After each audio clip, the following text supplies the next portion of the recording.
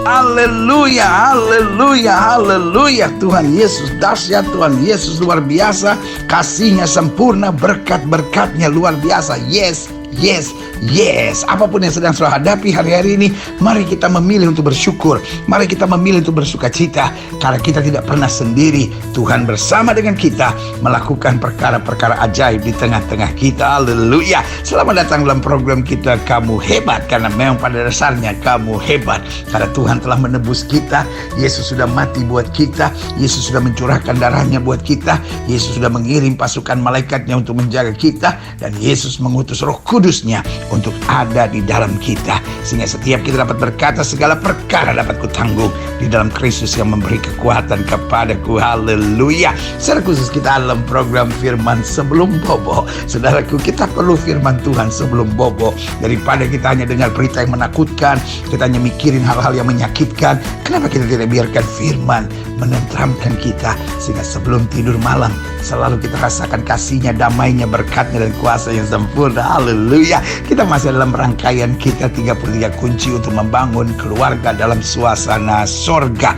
Nah, hari ini kita masuk pada bagian yang keempat. Dan di bagian yang keempat kita sedang membahas perbedaan konsep pria dan wanita dalam memasuki pernikahan. Karena saudaraku yang kasih dalam Tuhan, pria dan wanita berbeda. Wanita dan pria berbeda. Siapa yang lebih benar? Nah, ini adalah pertanyaan yang paling bodoh. Karena menurut wanita, ya wanita yang paling benar. Pria itu dasarnya aneh, ya kan? Sementara menurut pria, aduh, wanita itu aneh, ya kan? Jadi saudara yang kasih dalam Tuhan, ini persoalannya. Bukan wanitanya aneh, bukan prianya aneh, tapi pada dasarnya Tuhan menciptakan kita berbeda. Orang-orang yang bisa memahami perbedaan dengan jiwa yang besar, memahami perbedaan dengan kasih yang tulus, memahami perbedaan dengan kesiapan untuk belajar, akan membangun keluarganya dahsyat dan luar biasa. Ada banyak orang sebetulnya rumah tangganya bukan parah, rumah tangganya bukan kacau, rumah tangganya bukan gak ada harapan, tetapi rumah tangganya dibangun dari pemikiran yang cepat, dengan jiwa yang kerdil, yang selalu merasa dirinya yang terbaik dan tidak mau belajar memahami perbedaan antara pria dan wanita. Saudaraku yang kasih dalam Tuhan, dalam program hari ini kita membahas perbedaan konsep pria dan wanita dalam memasuki pernikahan. Kiranya Roh Kudus menolong kita dalam penyingkapan rahasia-rahasia firman, sehingga suami dapat memahami istrinya lebih dalam lagi, istri dapat memahami suaminya lebih dalam lagi, sehingga kita dapat berkata, aku dan sisi keluargaku melayani Tuhan, dan keluargaku adalah sorgaku. Doa saya firman hari ini menolong saudara untuk membangun keluarga dalam suasana sorga. Haleluya. Hari ini adalah hari yang khusus, karena hari ini kita akan menerima sesuatu yang luar biasa. Saya masih ada di Tanah Perjanjian, dan sekarang saya ada di salah satu daerah jantung, yaitu King George Street. Dan King George Street ini adalah jalan utama yang membelah kota Yerusalem, salah satu jalan tersibuk di kota Yerusalem. Dan di jalan ini juga ada satu pusat perbelanjaan atau street mall yang terkenal, yaitu Ben Yehuda. Dan di jalan ini juga ada disebut Great Synagogue atau sinagog besar, atau kira-kira sinagog agung lah di Yerusalem ini. Dan saudaraku yang kasih dalam Tuhan, hari ini kita masuk pada pembahasan keempat. Kita sudah bahas 3 hal pertama tentang 33 kunci kebahagiaan keluarga, atau kunci untuk membangun keluarga dalam suasana sorga. Nah, hari ini kita masuk pada pembahasan yang keempat. Dan dalam pembahasan yang keempat ini kita sedang membahas tentang perbedaan konsep pria dan wanita dalam memasuki pernikahan. Nah, saudaraku yang kasih dalam Tuhan, yang pertama kita harus mengerti pada dasarnya pria dan wanita berbeda, ya kan? Makanya ada lagu, karena wanita ingin dimengerti. Lalu yang laki-laki protes, kalau gitu laki-laki ingin dicuekin apa gitu, ya kan? Nah, sering kali ada istilah gini, yang ngerti dong perasaan seorang wanita, ya kan? Berarti pada dasarnya pria dan wanita berbeda. Walaupun ada orang-orang bodoh yang membuat gerakan namanya emansipasi, ya kan, bahwa pria dan wanita sama. Saudaraku yang kasih dalam Tuhan, kita harus lihat dulu sama dalam hal apa, ya kan? Sama dalam hal apa? Oke, sama-sama bisa melayani, amin. Sama-sama bisa berkhotbah, why not, ya kan? Sama-sama bisa menjadi orang-orang dalam posisi-posisi yang baik di bangsa dan negara, why not, ya kan? Tetapi tetap harus ada perbedaan, karena dari awalnya Tuhan menciptakan pria dan wanita berbeda, ya kan? Makanya ada istilah, ayo suami-suami kalau mau masuk mobil bukain pintu buat istri. Hello. Waktu zaman pacaran dia selalu begitu pendeta, tapi udah perkawinan nggak ada kayak gitu.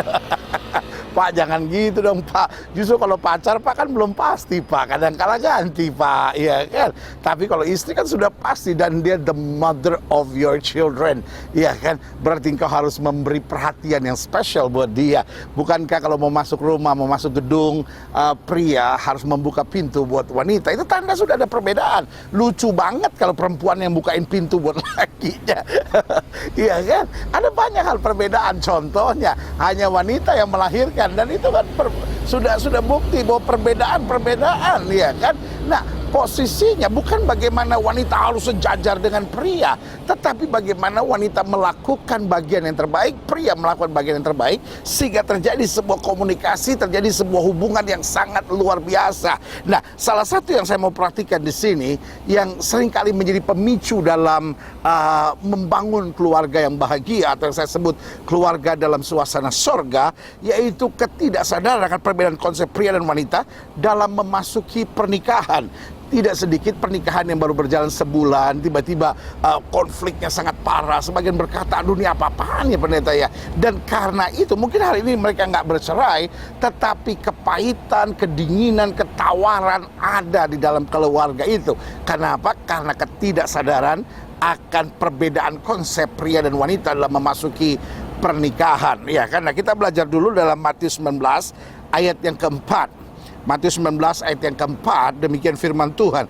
Jawab Yesus, ya kan, tidakkah kamu baca bahwa Ia menciptakan manusia sejak semula, menjadikan mereka laki-laki dan perempuan, ya kan? Nah, saya percaya jawaban Yesus ini dalam, saudara. Orang Manado bilang dolong ya, pedolong sekali ini DPRT, iya kan? Kenapa? Karena Yesus bilang begini. Saya bacakan sekali lagi.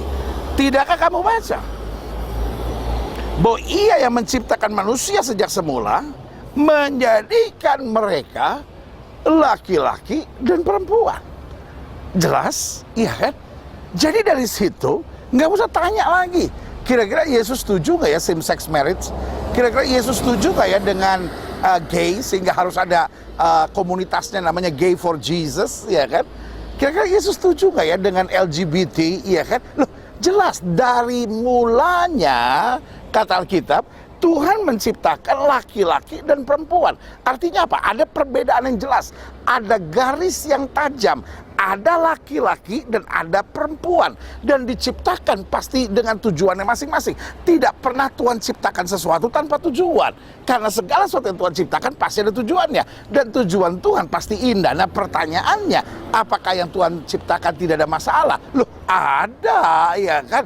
Cacing ada masalah, semut ada masalah, gajah ada masalah. Justru masalah-masalah yang Tuhan sediakan di depan kita, atau Tuhan izinkan di dalam hidup kita, itu menjadikan kita pribadi-pribadi atau ciptaan-ciptaan yang luar biasa. Nah, karena itu sebagai hamba Allah, saya mau ingatkan lagi bahwa dari mulanya Tuhan menciptakan laki-laki dan perempuan, laki-laki dan perempuan, pria dan wanita. Nah, sekarang pertanyaannya, kalau saya merasa ada unsur kewanitaan dalam diri saya, apa yang harus saya buat? Lawan, saudara. Sama seperti gini, saya diciptakan Tuhan dalam damai sejahtera, tapi di hati saya suka ada pikiran negatif. Loh, jangan entertain, karena selalu saya bilang, yang namanya masalah, yang namanya persoalan, setiap orang ada, beda-beda, ya kan? Misalnya gini, ada orang yang diciptakannya mungkin akibat keturunan dan lain-lain, I don't know, ya kan? Tetapi dia gampang marah, ya kan? emosinya tinggi. Ada orang yang lebih sabar, tapi ada orang yang emosinya lebih tinggi. Apalagi kita yang dari Indonesia Timur gitu ya. mungkin karena dulu nenek moyang kita kebanyakan minum cap tikus kali ya kan. Jadi kita semua galak. Minumnya cap tikus, makannya RW lah. Panas terus ya kan. Nah, sekarang pertanyaan saya sebetulnya cuma sederhana. Kalau kita diciptakan Tuhan, atau kondisi di dalam kita lah, kalau saya nggak mau bilang diciptakan Tuhan, kondisi dalam kita tuh ada potensi untuk cepat marah. Lalu pertanyaannya, haruskah saya cepat marah? Enggak dong, saya harus lawan, saya harus sabar. Begitupun dengan orang-orang yang bilang sama saya, pendeta, tapi saya tuh diciptakan perempuan, tapi dalam diri saya ada unsur maskulin yang tinggi. It's okay, redam, lawan. Ingat, saya diciptakan Tuhan sebagai wanita. Justru jangan di-entertain, karena segala yang namanya dosa, segala yang namanya kelemahan, segala yang namanya kecenderungan, itu bagian yang Tuhan taruh, yang dalam istilah Paulus disebut duri dalam daging, yang adalah utusan iblis yang mengecoh kita, yang Tuhan nyatakan justru dalam kelemahanmu lah kuasaku menjadi sempurna. Artinya apa? Dalam pergumulan itu kita makin berharap sama Tuhan. Dalam pergumulan itu kita makin meningkatkan iman kita. Dalam pergumulan itu kita makin memandang Yesus. Dalam pergumulan itu kita makin melekat pada Tuhan. Dalam pergumulan itu kita makin intim dengan Tuhan. Dan di situ, haleluya, amin, kita melihat kuasa Tuhan makin sempurna. Yang setuju sama saya katakan amin. Nah, persoalannya ada banyak orang yang merasa, ya tapi dalam diri saya merasa ada unsur feminitas, ya kan? Saya laki-laki tapi saya ada unsur feminitas. Jadi ya udah saya ikutin saja. Ah, ini kan bahaya. Bahkan sampai di Amerika sudah ada nomor telepon khusus. If you are a man and you feel woman, ya kan? Kamu laki-laki tapi kamu ngerasa feminim, ya kan? Kamu ngerasa ada unsur-unsur kewanitaan. Call this number, we will lead you. Waduh, bahaya banget gitu. Dan begitu juga wanita, kalau kamu merasa ada unsur-unsur maskulin yang tinggi, call this number, we will help you. Nah, saudaraku yang kasih dalam Tuhan, bukankah ini hal-hal yang berbahaya? Iya kan? Kalau begitu semua orang juga gampang dong. Oh, saya ada perasaan di mana saya suka gampar orang, ya udah gampar aja, ya kan. Saya suka ada perasaan kayak mau bunuh diri, ya udah bunuh diri aja, kan bahaya. Justru yang namanya kekurangan, kelemahan, kecenderungan dalam diri kita harus kita lawan. Sama-sama bilang sama saya, harus kita lawan. Nah, makanya kita bilang, tidakkah kamu baca bahwa Ia menciptakan manusia sejak semula, menjadikan mereka laki-laki dan perempuan. Loh, saudaraku yang kasih dalam Tuhan, pertanyaannya, kalau hari ini Yesus hidup dan melayani di tengah-tengah kita, kira-kira dia peduli nggak sama banci, sama lesbian, sama homoseks, sama gay? Saya percaya Yesus peduli. Tetapi pertanyaannya, apakah Yesus akan membiarkan mereka dalam kondisi gay, homoseks, lesbian? Tidak, karena firman-Nya tetap sama. Mari, hai kamu yang letih, lesu, dan berbeban berat, aku akan memberikan kelegaan kepadamu. Artinya bahwa mereka yang dalam kondisi gay, lesbian, homoseks adalah orang-orang yang akan Yesus tolong. Pertanyaannya, sadarkah kita kembali dari awalnya? Tidakkah kamu baca bahwa Ia menciptakan manusia sejak semula, menjadikan mereka laki-laki dan perempuan? Jadi dalam pendahuluan saya jelaskan begini, bahwa pada dasarnya Tuhan menciptakan pria dan wanita berbeda. Sama-sama bilang sama saya, berbeda. Kalau di sebelah saudara seorang pria, atau di sebelah saudara wanita, bilang sama dia, kita berbeda. Nah, tetapi persoalannya, apakah perbedaan harus menjadi alasan untuk kita saling bersaing? Itu kan bodoh. Kalau perbedaan harus menjadikan alasan buat kita untuk saling menyakiti, saling merendahkan, saling mengecewakan, ya kan, saling menekan satu sama lainnya, itu kan bodoh.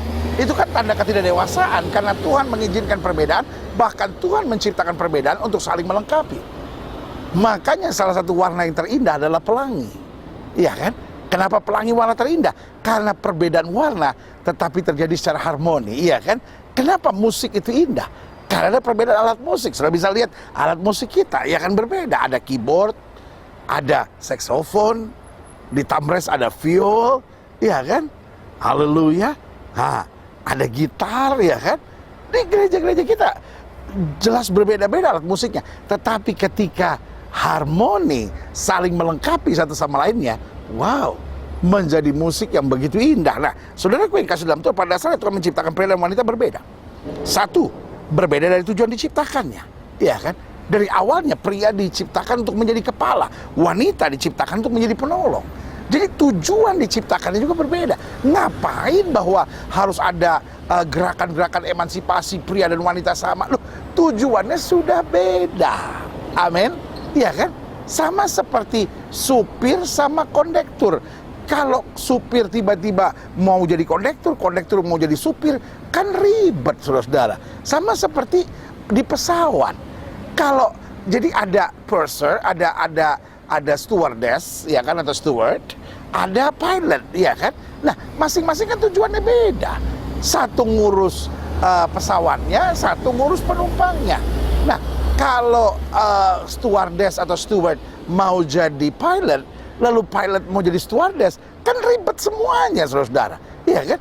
Kalau kita sudah menjalankan peran kita dengan luar biasa, itu baik. Suami jadi kepala, jadilah kepala yang baik. Istri jadi penolong yang baik. Jangan kalau jadi kepala, nekan. Iya kan? Lalu kalau jadi penolong, ngelawan. Wah, ini kan repot, saudara-saudara. Jadi yang pertama, ingat, tujuannya beda. Sudahkah engkau menjadi istri yang baik dengan tujuan yang Tuhan tetapkan buat hidupmu? Sudahkah engkau menjadi suami yang baik? Adik-adik muda, sudahkah engkau menjadi pria yang bertanggung jawab? Wanita-wanita, sudahkah engkau menjadi wanita yang menjadi penolong? Iya kan? Itu dulu yang harus kita mengerti. Yang kedua, berbeda dalam caranya memandang segalanya. Karena pria memandang segalanya itu lebih tajam, wanita lebih luas. Makanya wanita lebih banyak bicara dan pria lebih banyak diam, ya kan? Ada banyak orang yang bilang, ya tapi waktu dia pacaran pendeta, dia ngomong terus. Cuma sekarang aja udah kawin, diam dulu, pendiam dolong dia.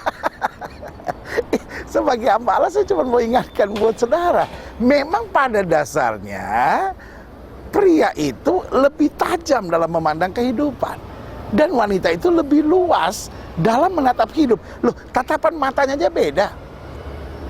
Pria dan wanita jalan, tiba-tiba pria bilang begini sama teman wanitanya, kamu lihat gak tuh yang di belakang tiang keempat itu? Nah, itu kan anaknya wakil presiden misalnya, sudah bilang gitu. Langsung yang wanita gini, yang mana? Dia maju yang mana gitu. Nah, prianya langsung bilang gini, kamu jangan norak gitu dong, kan jadi ketahuan. Nah gitu. Wanita bingung bagaimana pria bisa melihat sejauh itu. Sebagian mungkin berkata, wah saya mesti ganti kacamata. No. Memang pria dapat memandang tajam dan jauh, saudara-saudara. Tetapi wanita berbeda.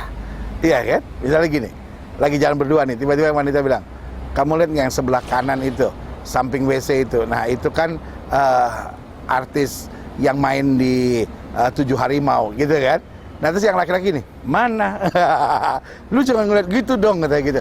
Lalu laki-laki bingung, bagaimana wanita tidak menoleh lalu bisa kelihatan. Nah itulah ahlinya wanita. Karena memang secara keberadaan tubuh manusia, mata wanita bisa dapat melihat lebih luas, sementara mata pria dapat memandang lebih tajam.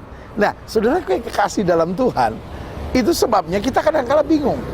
Kok perempuan bisa jalan nggak ngelihat kemana-mana, tapi bisa tahu gitu, oh ini ada toko ini gitu. Karena memang dia bisa melihat lebih luas, sementara pria lebih tajam. Makanya kadang-kala di mall kelihatan pria lebih celingak-celinguk, wanita nggak ngelihat kemana-mana.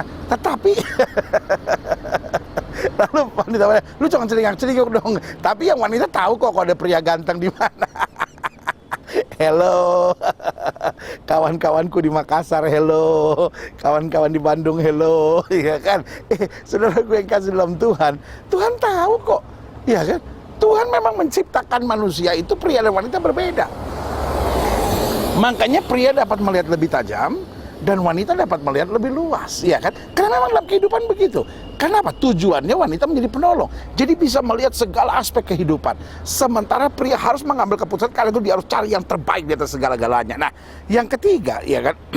Apa perbedaan pria dan wanita? Yang ketiga, berbeda dalam caranya menghadapi masalah. Pria itu seperti besi, lebih tangguh, lebih keras gitu, iya kan? Jadi kalau ada masalah, wanita panik dulu. Aduh gimana ya? Pria bilang, tenang. Tetapi ketika masalahnya makin hari makin tajam, makin hari makin berat, makin hari makin susah, pria itu seperti besi, memang keras, tapi ketika sampai titik tertentu, patah selesai. Tetapi wanita itu seperti karet. Jadi awalnya kelihatan lebih ketekan dulu gitu. Tetapi mau ada masalah sampai sekian lama, bisa bertahan. Makanya, ya kan, lebih banyak janda daripada duda. Apa hubungannya pendeta? Coba nih ya. Pria meninggal. Wah, wanita emosional banget. Dia pegang peti, aku mau ikut papa, aku mau ikut papa, aku mau ikut papa. Ya. Tapi kenyataannya, waktu dia dikubur suaminya, istri bisa pingsan-pingsan. Aku nggak bisa hidup, aku nggak bisa hidup, aku nggak bisa hidup. Tetapi ketika waktu berlalu, akhirnya dia tetap bertahan tuh. Bisa bertahan sebagai janda. Ada yang jadi janda 20 tahun, 25 tahun, dan nggak cari suami lain gitu. Kenapa? Karena kesannya, aduh dia lemah ya, dia nggak bisa. Terus gimana saya urus anak-anak, gimana ini? Kelihatannya berat sekali. Tetapi dia, saya bilang, karetnya itu bisa aja bertahan, bisa aja menghadapi segala tantangan. Tapi beda sama pria. Istrinya meninggal, dia nggak nangis seperti istri-istri. Dia pakai kacamata hitam, kelihatannya tenang. Wah, kasihan itu bapak ya. Wah, pakai kacamata hitam. Padahal di balik kacamata hitam dia lagi cari-cari nih, siapa nih yang bisa jadi ganti. Pak, bertobat, Pak, bertobat. Makanya ibu-ibu, ya kan, bikin perjanjian sama suami, Pak, kalau aku mati nanti, ya kan, papa jangan pakai kacamata hitam ya. Lihat, saudaraku yang kasih dalam Tuhan. Jadi dari sini saya hanya mau ingatkan buat saudara, pria-pria nggak tahan. Ada pria yang begitu sayang sama istrinya, waktu istrinya meninggal, setahun kemudian dia meninggal, saudara. Ada yang juga begitu sayang sama istrinya, nggak tahan dia, akhirnya stres gitu.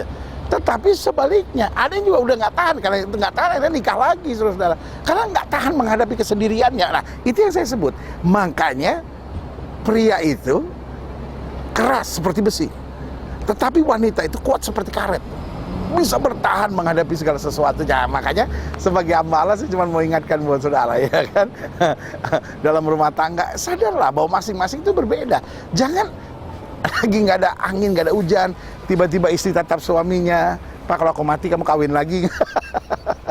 Kalau suami otak lagi tenang, paling dia bilang gini, kalau kau mati, gue juga mati, ya kan. Tapi kalau otaknya lagi nggak tenang, dia bilang, oh iya dong, kawin lagi dong, cari yang mudaan lagi.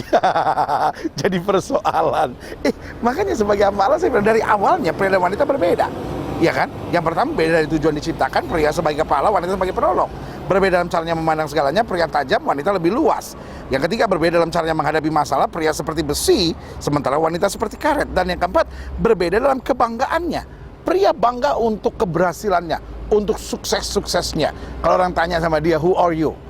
I'm a general manager of the biggest company in Indonesia. Saya seorang general manager dari sebuah perusahaan yang terbesar di Indonesia. Itu biasanya laki-laki. Dia bangga akan segala keberhasilannya. Tapi beda dengan wanita. Wanita bahagia dalam kepuasan dan kebahagiaannya. Jadi pria bangga untuk keberhasilannya, sementara wanita bangga untuk kebahagiaan dan kepuasannya, gitu ya kan. Contoh, misalnya ketika seorang pria ditanya, who are you? Dia bilang, I'm a 2-star general. Saya seorang jenderal bintang 2. Tapi ditanya kepada seorang wanita, who are you? Apa jawabnya? I'm a mother with 2 kids or 3 kids. Nah, pria bangga dengan keberhasilannya, sementara wanita bangga dengan kepuasan dan kebahagiaannya. Apapun yang membuat dia bahagia dan puas, itu membuat kebanggaan tersendiri. Oh, saya punya suami yang sayang saya. Buat dia itu penting. Tetapi buat suami enggak. Pokoknya keberhasilan saya, kesuksesan saya. Makanya kalau sudah baca dalam Alkitab, ketika seorang pria datang kepada Yesus, dia datang kenapa? Hambanya sakit, ya kan? Artinya bagian dari karirnya. Tetapi ketika wanita datang kepada Yesus, kenapa? Anaknya sakit. Jadi saya bisa lihat nggak perbedaannya? Yang satu bangga akan karyanya, ya kan? Sudah ingat ya, apa yang terjadi di Kapernaum, right? Seorang centurion atau seorang perwira di Kapernaum datang karena hambanya sakit. Sementara wanita, kalau hambanya sakit, who cares? Ya kan? Dia lebih peduli kalau anaknya sakit. Jadi yang satu bangga akan karirnya, bangga akan keberhasilannya, yang satu bangga akan kebahagiaannya. Nah, pertanyaannya, kenapa Tuhan ciptakan harus berbeda? Sederhana aja, kita jadi kritis bertanya, kenapa sih Tuhan iseng-iseng gitu bikin ciptaan kok harus berbeda gitu? Kenapa dia nggak ciptakan semua sama saja? Nah, ini dia, iya kan? Satu, karena masing-masing berharga dan memiliki tugas khusus, ya kan? Kalau semua sama, akhirnya jadi nggak berharga dong. Justru masing-masing diciptakan Tuhan berbeda, supaya masing-masing punya harga yang spesial, ya kan? Dan masing-masing punya tujuan yang khusus, ya kan? Seperti saya bilang, ada setir mobil, ada ban mobil. Saya bisa bayangin nggak kalau ban mobil kita taruh di setir, dan setir kita taruh di ban mobil, hancur nggak itu, saudara-saudara? Iya kan? Tetapi ketika masing-masing kita tempatkan dalam proporsinya, maka masing-masing berharga. Kalau satu ban saja kempes, wah pusing, saudara-saudara. Iya kan? Karena memang meskipun ada 4, tapi masing-masing punya tugas khusus. Nah, saya mau setiap jemaat Tuhan sekalian, warga gereja Bethel Indonesia Jemaat Glow Fellowship Center, setiap sudah menyadari bahwa kita diciptakan Tuhan berbeda-beda. Dalam gereja ini juga sama. Ada yang tugasnya Awesome Kids Trainer, ada yang tugasnya greetings atau sebagai pengerja yang menyambut tamu, ya kan, sebagai usher. Ada yang tugasnya ngitung persembahan, ada yang tugasnya sebagai majelis, ada yang tugasnya ngurus youth, ada yang tugasnya ngurus neon, ada yang tugasnya singer, ya kan, ada yang tugasnya musik. Nah, ketika semua menjalankan peran yang luar biasa, gereja ini dahsyat. Haleluya. Sama-sama bilang gereja ini dahsyat. Haleluya. Sama-sama sekali lagi bilang gereja ini dahsyat. Berikan tepuk tangan yang meriah buat Tuhan. Haleluya, haleluya, haleluya. Haleluya. Begitupun dalam keluarga. Kalau masing-masing punya peran yang luar biasa, maka apa yang terjadi? Satu, masing-masing berharga dan masing-masing menjalankan tugasnya secara khusus. Anak-anak punya pekerjaannya, punya tanggung jawabnya, bagaimana membuat hati orang tuanya bangga, orang tua bagaimana tidak menyakiti hati anak-anaknya, suami bagaimana mengasihi istrinya, istri bagaimana tunduk hormat dan melayani suaminya, kan luar biasa. Yang kedua, kenapa harus berbeda? Agar saling melengkapi dan tidak saling berkompetisi. Jadi suami nggak usah nekan istri, istri nggak usah ngelawan suami, dan nggak usah, wow, siapa di antara kita yang lebih hebat, ya kan? Ketika anak-anak juara sekolah, siapa dulu mamanya? Ketika anak-anak berhasil, oh siapa dulu bapaknya? Itu kan karena kamu. Wah, masing-masing kemudian saling menyalahkan. Kok anak kita salah, anak kita nggak naik kelas, atau anak kita ada masalah, tuh gara-gara lu tuh bapaknya tuh. Wah, gitu kan? Iya kan? Boleh nggak, Bu? Boleh nggak, Pak? Tidak saling menyalahkan. Kenapa? Kita harus saling melengkapi dan tidak saling berkompetisi. 3, kenapa Tuhan ciptakan berbeda? Agar kita menyadari bahwa kita saling membutuhkan dan bahwa kita harus saling memperlengkapi satu sama lainnya. Jadi suami-suami kan gini. Kenapa orang bercerai? Karena udah merasa nggak membutuhkan. Aku juga bisa hidup kok tanpa kamu. Nah, ini dia. Makanya bahaya dengan orang yang menikah setelah umurnya 30 tahun. Itu rentan perceraiannya sangat tinggi. Kenapa? Kan dia merasa saya juga bisa hidup tanpa kamu kok. Buktinya selama 30 tahun I'm fine. Ya kan? Saya kos atau saya kontrak rumah sendiri, ya kan? Nah, orang-orang yang sudah terbiasa mandiri seperti ini, kecenderungannya sok tahu, sok jago, sok pintar gitu, dan sok hebat gitu. Coba dalam rumah tangga kalau menikah, kalau ribut misalnya, jangan pernah bilang saya juga bisa hidup tanpa kamu. Kamu cuma nyusahin aku aja. Bisa nggak ribut bagaimanapun selalu bilang gini, saya tidak bisa hidup tanpa kamu. Waduh, itu luar biasa tuh. Karena pada dasarnya memang kita nggak bisa hidup. Alkitab sudah tidak baik kalau manusia itu seorang diri saja. Tapi kalau setiap pria berpikir, saya juga bisa kok dapat istri yang lebih dari kamu. Saya juga bisa dapat suami yang lebih dari kamu. Mungkin nggak diucapkan, Pak. Mungkin nggak usah diucapkan, Bu. Tapi ketika sudah timbul dalam pikiranmu, itu sudah kejahatan, Bu. Bertobat, Bu, minta ampun. Tidak kebetulan. Karena itu berarti kita sudah masukkan unsur perjinahan. Kita sudah masukkan unsur-unsur jahat dalam hidup kita. Bertobat, minta ampun sama Tuhan. Biar kita memulai sesuatu yang baru dengan kesadaran. Saya tidak bisa hidup tanpa kamu. Waduh, Pak. Jawab dong, Pak. Pak. Ya, jawab sekali lagi, Pak. Buktikan kejantanan kita, Pak. Pak. Haleluya. Pak, gini, Pak. Boleh nggak? Nanti malam, Pak, sebelum tidur, praktek ini, Pak. Saya gembala, saudara lo, Pak. Sebagai gembala tuh bapak rohani lo, Pak. Artinya ini, ikuti aturan-aturan gembala, Pak. Oh, banyak berkat, Pak. Bapak yang menanggung berkatnya, Pak. Ya kan? Mungkin sudah bilang, apalagi saya mau dengar gembala. gini Pak, kalau Bapak diberkati kan yang diberkati Bapak Pak. Saya ini cuma mengarahkan Bapak untuk melihat berkat-berkat Tuhan yang dahsyat. Boleh nggak Pak? Ya, sebelum tidur Pak nanti malam, apa nih, belai istri Pak, lalu bilang gini, sayang aku tidak bisa hidup tanpa kamu. Udah Bu, jangan cie-cie dong Bu. Iya Pak, itu Pak, itu ngundang mujizat Pak dalam keluarga Pak. Bu, lebih mantap dong Bu jawabnya. Bu, itu dia. Ya kan Bu, gini Bu, boleh nggak sebelum tidur nanti belai suami saudara dan bilang, sayang, aku wanita yang berbahagia, aku tidak bisa hidup tanpa kamu. Waduh. Sekeras apapun tuh hati suami itu hancur, itu hancur. Kenapa? Loh, pada dasarnya kenapa harus berbeda? Agar kita menyadari bahwa kita saling membutuhkan, dan kita tugasnya harus saling memperlengkapi, bukan menyakitkan. Selanjutnya, kenapa harus berbeda? Agar kita masing-masing bertanggung jawab di hadapan Tuhan dalam kapasitas kita masing-masing. Sebagai suami, ingat loh, engkau akan berdiri di hadapan Tuhan dan mempertanggungjawabkan keberadaanmu sebagai suami. Sebagai istri juga sama, kau harus berdiri di hadapan Tuhan, mempertanggungjawabkan. Dan begitu juga remaja, anak-anak muda, setiap anak-anak dalam keluarga juga harus mempertanggungjawabkan. Karena Alkitab bilang setiap kita harus menghadap tahta pengadilan Kristus, dan kita akan dihakimi menurut apa? Segala perbuatan kita. Kita akan menerima upah sesuai dengan apa? Segala perbuatan kita. Kalau kita menyadari begitu, berarti tanggung jawab kita kan bukan cuma sama istri. Makanya selalu saya bilang, setiap kali suami membuat istrimu menangis, engkau menyakiti hati Tuhan. Jangan senang dulu Bu, setiap istri juga sama. Setiap kali engkau membuat suamimu stres, engkau menyakitkan hati Tuhan.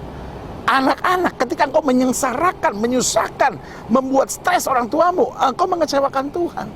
Tapi sebaliknya anak-anak, kalau engkau menyenangkan, membanggakan hati orang tuamu, engkau diberkati oleh Tuhan. Orang tua juga sama. Kalau engkau menyakiti hati anak-anakmu, engkau melukai dia, engkau mengabaikan dia, mengacuhkan dia, engkau harus bertanggung jawab di hadapan Tuhan. Itu sebabnya serial khotbah ini saya sampaikan buat setiap saudara, supaya setiap jemaat menyadari bahwa keluarga adalah bagian dari perjanjian. Kita nggak bisa seenaknya dengan keluarga. Toh saya udah menikah dia, toh itu anak-anak saya. Lu nggak bisa. Itu anak-anak Tuhan, cuman Tuhan titip dalam tangan kita, dan kita harus mempertanggungjawabkannya. Jadi karena itu, salah satu yang harus kita sadari, perbedaan serius antara pria dan wanita, yaitu pada saat memasuki pernikahan. Jadi, oke, masing-masing ada perbedaan. Tetapi pada saat memasuki pernikahan, menjadi total persoalannya ini. Nah, apa perbedaan-perbedaan? Satu, bagi seorang wanita, pernikahan adalah garis finish. Sementara buat seorang pria, pernikahan adalah garis start. Nah, itu bedanya. Jadi buat seorang wanita, makanya seringkali dalam persiapan pernikahan suka ada keributan keluarga pria dan keluarga wanita, atau pria dan wanita. Padahal kita dulu asik-asik loh pendeta, waktu kita masih pacaran, semua serba asik gitu, semua serba manis. Saya juga bingung pendeta, pas masuk pernikahan ini kok jadi ribut terus gitu. Nah, izinkan saya menjelaskan why. Karena buat seorang wanita ini garis finish, ini segala-galanya.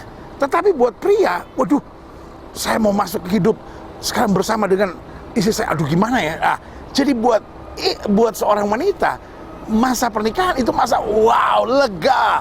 Tetapi bagi pria, oh ini tanggung jawab gitu. Itu sebabnya buat pria, aduh simpel-simpel aja deh gitu. Yang penting maknanya kan gitu. Karena yang satu adalah garis finish, wow akhirnya, ya kan. Tapi buat pria, wow, ini awal dari sebuah tanggung jawab besar, ya kan.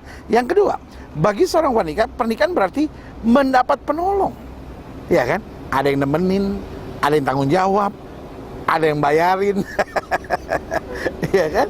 Makanya saya sih nggak ngelihat hartanya pendeta, saya cuma ngelihat pribadinya aja deh, uang pribadi, mobil pribadi, kendaraan pribadi. Parah lu, ya kan. Nah, ini kan yang bahayanya, karena buat wanita pernikahan itu mendapat penolong. Ada yang ngurusin, ada yang tanggung jawab, ada yang bayarin, ya kan. Tapi seorang pria berarti mendapatkan tanggung jawab, beban. Kenapa? Ya sekarang mesti bayarin. Iya kan? Jadi saya bisa lihat nggak? Kelihatannya simple. Kelihatannya oh ya, dua orang anak muda ini mau menikah. Satu mempelai pria, satu mempelai wanita. Tetapi yang berkecamuk dalam pikiran mereka, itu dua hal yang sangat berbeda. Makanya istri harus menyadari Kadang-kala suami panik gitu di awal-awal pernikahan, ya kan. Sementara suami juga harus menyadari, kenapa kok kayaknya istriku cuek banget ya? Gue lagi ada masalah, dia kayaknya mau enak-enak aja gitu. Loh, karena perbedaan cara pandangnya memang diizinkan Tuhan dan dijadikan Tuhan seperti demikian. Yang ketiga, bagi seorang wanita, pernikahan berarti bisa berbagi. Iya kan? Bisa berbagi masalah, bisa berbagi cerita. Makanya wanita kalau ada masalah kan senang cerita sama suaminya. Nah, sementara suami cuma jawab sampai istri bilang, kayak di kandang kebo dulu waktu pacaran nggak gitu ternyata. Saya udah menikah. Loh, kenapa? Karena pacaran buat pria dan wanita sama. Tapi waktu masuk pernikahan jadi berbeda. Kenapa? Buat wanita, oh bisa berbagi. Tetapi buat pria, aduh bisa ketahuan nih. Iya kan? Makanya Pak bertobat Pak gitu ya kan. Wah bisa ketahuan nih gitu ya kan. Jadi makanya nggak aneh kalau pria waktu mulai masuk ke pernikahan mulai banyak sembunyi ini, sembunyi itu. Nah Pak nggak bisa gitu Pak. Iya kan? Karena bapak-bapak juga harus menyadari bahwa menikah berarti bersama. Tetapi wanita juga jangan mau egois ya kan. Ketika ada masalah apapun, wanita harus belajar memahami suamimu sehingga saling menopang ya kan. Dan yang keempat, bagi seorang wanita, pernikahan berarti saya sekarang bisa punya anak, saya sekarang bisa menjadi seorang ibu. Sementara bagi seorang pria berarti saya harus, dan saya tidak boleh lagi. Ngerti nggak? Iya kan? Saya bisa minta tolong sama suami saya bisa punya anak nanti ya kan. Tapi buat suami, wah saya harus bertanggung jawab buat uang sekolahnya, saya harus begini, dan akhirnya menjadi saya tidak boleh. Wah saya tidak boleh begini, saya tidak boleh begini. Makanya kalau suami salah memandang pernikahan menjadi sesuatu yang stres. Makanya ada istilah, wah lebih indah masa pacaran, ya kan? Kenapa? Loh, masa pacaran gak ada perbedaan pandangan. Masing-masing sama mau senang-senang, masing-masing ya coba lihat cocok atau enggak, ya kan? Tapi waktu pernikahan mulai berbeda. Tetapi perbedaan ini tidak boleh menjadi musuh. Perbedaan ini harus saling melengkapi dan mengisi. Maka itu yang saya bilang. Makanya saya tidak pernah setuju kalau orang bilang masa pacaran lebih indah daripada masa pernikahan. Itu kalimat orang stres. Tetapi buat saya masa pernikahan 1000 kali lebih bahagia daripada masa pacaran. Karena dalam masa pernikahan berkat Tuhan turun, mujizat turun, kemenangan dari Tuhan terjadi. Berikan tepuk tangan yang meriah buat Tuhan. Haleluya, haleluya, haleluya. Nah selanjutnya, kesadaran tentang perbedaan ini, apa yang harus kita lakukan? Satu, perbedaan tidak harus menciptakan ketidaknyamanan. Jangan sampai karena kita berbeda akhirnya kita jadi nggak nyaman kan gitu. Justru tengah perbedaan kita harus menikmatinya dan menyadari ada hal-hal yang saya nggak perlu pikirkan karena istri saya akan pikirkan. Ada hal-hal yang nggak perlu saya pikirkan karena suami saya akan memikirkannya. Nah itu kan indahnya pernikahan itu sendiri kan. Sehingga perbedaan tidak harus menciptakan ketidaknyamanan, tetapi justru pernikahan harus menciptakan kenyamanan tersendiri. Ketika suami sudah mulai menjadi tidak nyaman dengan istrinya, ketika istri mulai tidak nyaman sama suaminya, ketika keluarga mulai tidak nyaman, ketika anak-anak berada di sekitar kita, ini ada yang nggak beres. Justru kenyamanan pernikahan karena masing-masing menyadari tanggung jawab, tugas, dan masing-masing mengerjakan dengan sebaik-baiknya. Yang kedua, kesadaran tentang perbedaan. Perbedaan tidak perlu diselesaikan dengan pemaksaan keseragaman. Jadi nggak mesti, oh istri saya harus ngerti dong, suami saya harus ngerti. Bukan. Jangan justru harus dipaksakan dalam keseragaman. Coba lihat. Dalam gereja, dalam masyarakat, dalam kehidupan keseharian, dalam keluarga, kalau sudah mulai ada pemaksaan keseragaman, segala sesuatu jadi kacau. Karena lihat, tubuh kita diciptakan, iya kan? Mata ada 2, telinga ada 2, mulut tapi ada 1, hidung ada 1, DP lobang 2. Ada yang bilang hidungnya 2, hidung 1, hanya DP lobang 2. Sudah aneh-aneh aja ya kan? Nah, tangan ada 2, kaki ada 2. Nah, masing-masing punya tugasnya. Begitupun dalam keluarga. Jadi Tuhan selalu menciptakan segala sesuatu untuk apa? Untuk tujuan saling melengkapi. Perbedaan tidak perlu diselesaikan dengan pemaksaan keseragaman, iya kan? Selanjutnya, perbedaan tidak perlu diselesaikan dengan siapa yang benar dan siapa yang salah, iya kan? Makanya selalu saya bilang, rumah tangga tidak boleh menjadi suasana pengadilan, di mana apa-apa cuma cari siapa yang benar, siapa yang salah, siapa yang benar, siapa yang salah. Loh, karena berbeda, masing-masing harus mengerti. Makanya unsurnya cinta yaitu apa? Pengertian, kesabaran, dan kerjasama. Ketika masing-masing mau bekerja sama-sama ngerti, sama-sama lebih sabar, pasti rumah tangga itu dahsyat. Haleluya. Dan selanjutnya perbedaan harus menciptakan kesadaran untuk saling mengisi dan melengkapi. Iya kan? Kalau perbedaan udah diciptakan dengan keributan, wah papa sih enak seharian di luar, aku yang di rumah setiap kali, dia repot. Nah, ini kan repot. Kalau ya papa sih enak ngurus-ngurus kantor terus, aku coba ngurus anak-anak setengah mati pak. Loh saudaraku, ini yang saya bilang harus mengisi. Suami izinkan tenang di kantor, dan istri urus rumah dengan baik. Ada yang istrinya bekerja nggak apa-apa, tapi saling melengkapi. Ketika masing-masing saling melengkapi, ketika masing-masing menjalankan peran yang luar biasa, maka rumah tangga itu menjadi kokoh. Jangan selalu, wah papa sih enak, wah mama sih enak, mama sih cuma di rumah, enak-enak tidur-tiduran. Oh enggak pak, masing-masing berat. Ketika saling mengisi, saling melengkapi, saling mengerti, dan saling membantu satu sama lainnya, betapa dahsyatnya rumah tangga kita. Jadi kesimpulan yang saya dapatkan, jika pria dan wanita berbeda dalam memasuki pernikahan, beberapa hal penting harus kita lakukan. Saya undang pemain musik maju ke depan. Dan 3 hal penting ini harus saudara ngerti. 1, berusaha memiliki pengertian dan pemahaman yang benar tentang kekhawatiran masing-masing. Jadi suami jangan cuma mikir, ya kan saya bingung begini, saya bingung. Oke. Pernah nggak kau mikir perasaan istrimu? Pernah nggak kau mikir kebingungan-kebingungan yang ada dalam dirimu? Wah anak-anak saya enak cuma minta duit. Betul. Pernah nggak kau mikirkan juga kekhawatiran-kekhawatiran, kepanikan-kepanikan yang ada dalam diri anak-anakmu? Kalau masing-masing mulai berpikir, oh iya ya, perasaan suami saya begini, oh iya ya. Ketika engkau mulai belajar mengerti dan memahami pergumulan, kekhawatiran, kesulitan masing-masing, maka kita menjadi istri yang berempati, kita menjadi suami yang berempati, dan keluarga itu menjadi keluarga yang luar biasa. Yang kedua, jika pria dan wanita berbeda dalam memasuki pernikahan, maka yang harus kita lakukan, berusaha menjadikan perbedaan yang ada sebagai kekayaan dan kekuatan pernikahan kita. Justru dengan adanya perbedaan, wah istri saya lebih sabar pendeta. Jadi hal-hal yang saya nggak kuat, saya serahin istri saya. Jangan, oh mama enak aja sabar. Wah itu kan. Suami saya lebih tegas pendeta. Jadi untuk hal-hal tertentu saya serahkan kepada dia. Jangan, ya papa jangan apa-apa marah-marah. Loh, saudaraku yang kasih dalam Tuhan, masing-masing diciptakan dengan tujuannya masing-masing. Ketika kita menyadari, oh ya ini tugasnya istri saya, ini tugasnya suami saya, maka betapa bahagianya rumah tangga itu. Karena perbedaan harus menjadi kekayaan dan kekuatan pernikahan kita. Istri, bertobatlah dari keegoisan dan kepala batumu itu. Suami, bertobatlah dari segala keegoisan dan kepala batu serta mau menang sendiri itu. Adik-adik muda, jangan jadi orang-orang egois, tapi belajar jadi orang yang menghargai orang lain, belajar jadi orang yang menghargai perasaan orang lain, belajar menjadi berkat buat orang lain, sehingga hidup kita boleh menyatakan kemuliaan Kristus. Dan yang ketiga, jika pria dan wanita berbeda dalam memasuki pernikahan, berusaha meredam semua dampak negatif yang diakibatkan perbedaan-perbedaan yang ada. Saudaraku yang kasih dalam Tuhan, luar biasanya kasih Yesus. Dia bukan memaksa setiap orang melakukan apa yang dia mau, tetapi dia panggil, mari kamu yang letih lesu dan berbeban berat, aku akan beri kelegaan kepadamu. Hari ini biarlah suami, engkau menjadi, bahasa saya, juru selamat buat istri. Ketika istrimu sedang nangis, ketika istrimu sedang susah, jangan cuma segitu aja. Ketika suamimu sedang mungkin lagi khawatir, apa khawatir, apa bingung, come on. Ketika dia ada masalah, justru jangan dihina.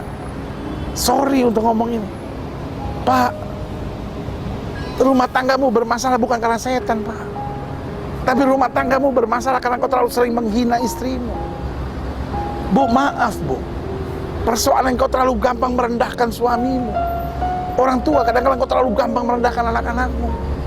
Anak-anak gampang bilang, orang tua saya parah nih, payah nih, bodoh nih mereka. Saudaraku yang kasih dalam Tuhan, boleh gak sih mulai sekarang kita saling membangun, saling menguatkan. Pulang gereja nanti, nah ini saya kasih perintah, boleh dong saya gembala saudara, iya kan, saya bertanggung jawab kok buat kerohanian saudara. Boleh dong saya kasih perintah, pulang gereja suami bilang sama istrinya, sayang kamu penting buat saya. Amin Pak. Jangan ibu-ibu dong yang bilang amin.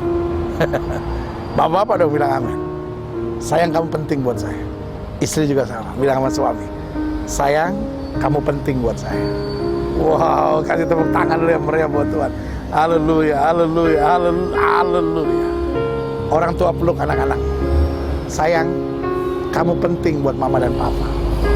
Anak juga sama, mama papa penting buat kami.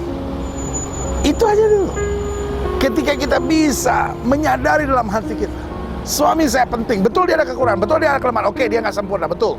Yesus mati buat kita juga bukan karena kita sempurna kok, tapi kita penting sampai Yesus mau mati buat kita. Amin. Pak, istrimu gak sempurna, I know, tapi dia tetap penting. Kenapa? Dia yang Tuhan berikan buat engkau.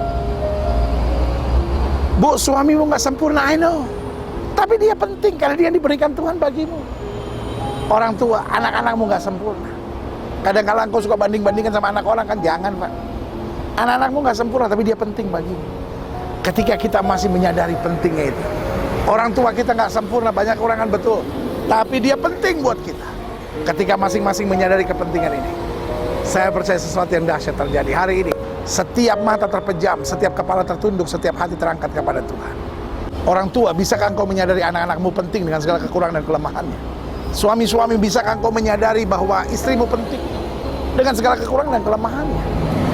Istri-istri, bisakah kau menyadari bahwa suamimu penting dengan segala kekurangan dan kelemahannya? Bisakah kita menyadari keluarga kita penting? Adik-adik muda, bisakah engkau menyadari bahwa masa mudamu penting? Jangan kau isi dengan dosa, jangan kau isi dengan perzinahan, jangan kau isi dengan hal-hal yang bodoh dalam hidupmu. Karena hidup ini penting. Karena orang-orang yang Tuhan tempatkan di sekitar kita penting. Marilah kita senantiasa jadi berkat dan menyatakan kasih Tuhan yang sempurna. Hari ini tidak kebetulan engkau ada dalam ibadah yang luar biasa ini. Saya percaya sesuatu yang baik Tuhan sedang mau kerjakan di tengah-tengah kita. Ini saatnya setiap saudara yang ingin didoakan, karena mungkin kau hari-hari ini merasa istrimu mungkin kau merasa udah gak penting, suamimu kau rasa udah gak penting, rumah tanggamu sudah banyak mengecewakan bagimu. Setiap saudara yang ingin didoakan secara khusus, saudara boleh taruh tangan kanan saudara di dada. Hari ini saya mau pastikan kuasa Tuhan menjamah saudara. Atau mungkin saudara berkata, saya seorang ibu janda, saya seorang pria duda, saya butuh tuntunan Tuhan dan kekuatan dari Tuhan.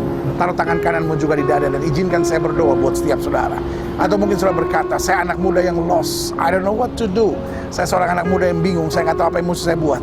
Taruh tangan kananmu di dada dan izinkan saya berdoa buat saudara. Atau mungkin saudara-saudara hari ini berkata, saya sedang dalam masalah kehidupan, saya butuh Tuhan menolong dan menyelamatkan saya. Taruh tangan kananmu di dada dan izinkan saya berdoa juga buat setiap saudara. Atau mungkin hari ini saudara berkata, saya kadangkala memaksakan kehendak saya. Di tengah-tengah perbedaan, saya kadangkala sulit mengetahui apa maksud Tuhan. Saya suka menjadi orang yang egois, kepala batu dan mau menang sendiri. Taruh tangan kananmu juga di dada. Hari ini saya percaya Tuhan sedang mau berbuat sesuatu yang luar biasa. Taruh tangan kananmu di dada dan izinkan saya berdoa. Mari kita berdoa. Bapa, di dalam nama Yesus, hari ini adalah hari dahsyat, hari sukacita, hari kemenangan. Hari ini juga kami mau terima perjamuan suci. Tapi firman hari ini menegaskan kepada kami, seringkali kami menjadi orang-orang yang masa bodoh, seringkali kami menjadi orang-orang yang gak pedulian, seringkali kami menjadi orang yang egois, mau menang sendiri, seringkali kami tidak bisa menerima perbedaan. Kami melihat perbedaan sebagai ancaman, sebagai sesuatu yang mengecewakan. Tapi hari ini kami menerima firman. Hamba berdoa di dalam nama Yesus, dari kota suci Yerusalem ini hamba ucapkan berkat untuk setiap jemaat Tuhan sekalian, sehingga hari ini jemaat Tuhan dikuatkan, jemaat Tuhan melihat mujizat Tuhan, jemaat Tuhan melihat kemuliaan Tuhan, jemaat Tuhan melihat kedahsyatan Tuhan yang luar biasa. Mereka di jemaat Tuhan, mereka melihat kebaikan-kebaikan Tuhan. Suami mengasihi istri, istri mengasihi suami. Kami menyadari di tengah kekurangan kelemahan masing-masing kami penting. Yang pertama, kami penting buat Yesus. Yang kedua, kami penting ketika kami menjalankan tanggung jawab kami, dan ketika kami penting untuk menganggap orang lain berarti dan penting buat kami. Sehingga suami menganggap istrinya penting, istri menganggap suaminya penting, orang tua menganggap anak-anaknya penting, anak-anak menganggap orang tuanya penting. Kami mengucapkan berkat di dalam nama Yesus. Mereka yang sakit, mereka yang butuh mujizat, mereka yang butuh kekuatan, mereka yang butuh zaman Tuhan, bahkan mereka yang mau berubah dalam hidupnya, atau mereka yang bergumul supaya rumah tangganya dipulihkan, atau mereka yang sedang bergumul untuk mendapatkan pasangan teman hidup. Firman hari ini menjawab kebutuhan masing-masing kami di dalam nama Yesus, di dalam nama Yesus, di dalam nama Yesus. Haleluya, haleluya, haleluya, haleluya.